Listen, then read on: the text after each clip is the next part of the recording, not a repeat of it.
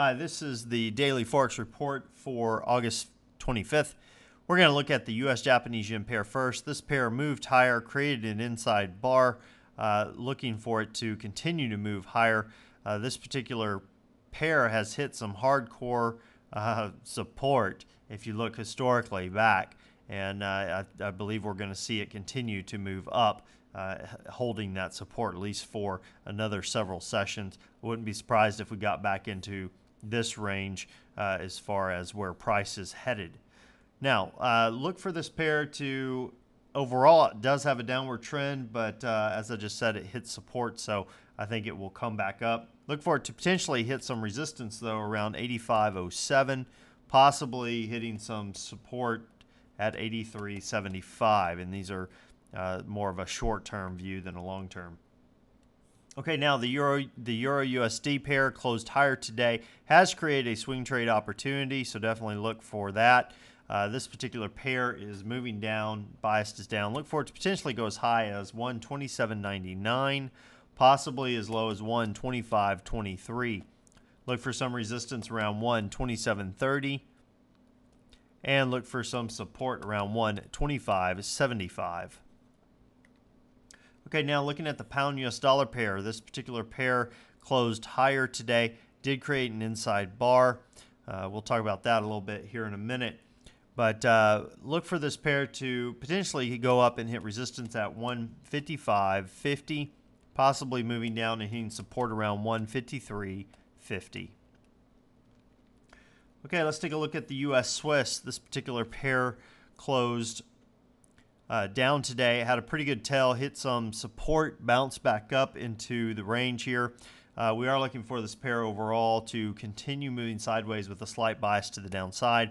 Look for it to potentially go as high as 103.90, possibly down to 101.82. Look for some resistance around 103.50. And look for some support around 102.45. Now, as far as news analysis go, we have the Swiss releasing their unemployment levels for the second quarter and year to date at 3:15 a.m. Eastern Time. Consensus on this is that things have moved slightly higher from 3.961 million to 3.975 million. So an increase of a little bit, but not too great. Year to date, though, they're showing an increase from 0.1% to 0.8%, which would be definitely good news for the Swiss.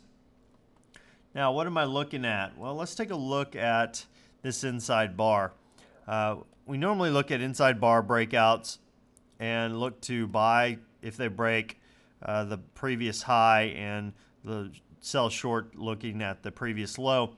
But I know that there are some of you that would be curious to find out where you should exit. You know, this would be one particular exit because we have some areas of support there.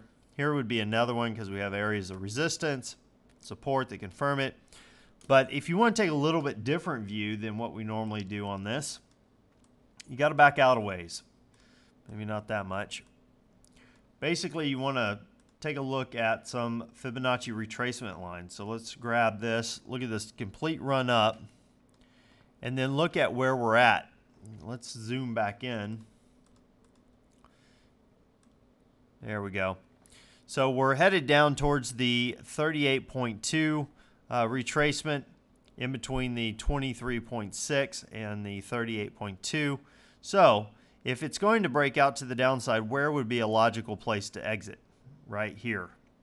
This would be your exit, and this would be your entry. So you'd look to sell short. Now to the upside, where would you look to potentially exit? Right about here, which happens to be in conjunction with previous support. So if you're going to look at this, you'd go ahead and draw your lines for your breakout, or place your lines rather, and then look to see what you potentially could gain. Gain about 65 to the upside, and to the downside about 46 pips. So let's take a look at another example of how you can look at the markets using some Fibonacci lines. Let me get some of this off of here. There we go.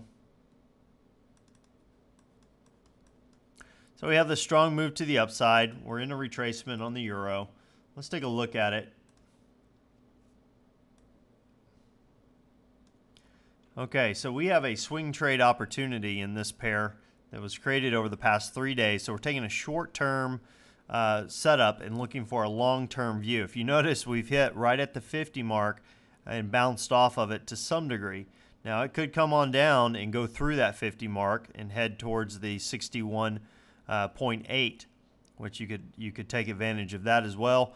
But the swing trade opportunity we have right here over the past 3 bars, if we do get a move to the upside, this would be the next logical place to exit. So you would draw your trend line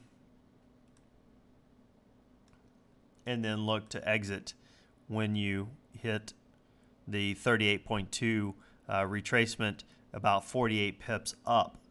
Now, something that's interesting is you could use that also, this level, as an area of previous support and resistance if the market moves to the downside, and look for it to take out this low and then move on down fairly quick to the 149 pips down to the 61.8 retracement mark. Well, that's just some quick notes on Fibonacci and how to use them from a trading standpoint to identify your exits. Well, until next time, this is Jason Fielder. Good trading.